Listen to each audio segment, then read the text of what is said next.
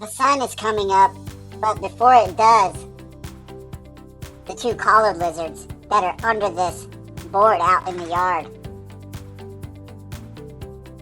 In the other video, I said they were green, but the girls are actually kind of brown.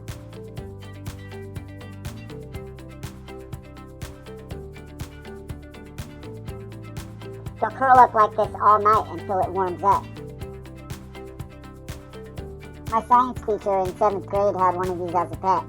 And actually, they can get pretty tame and sit on your shoulder.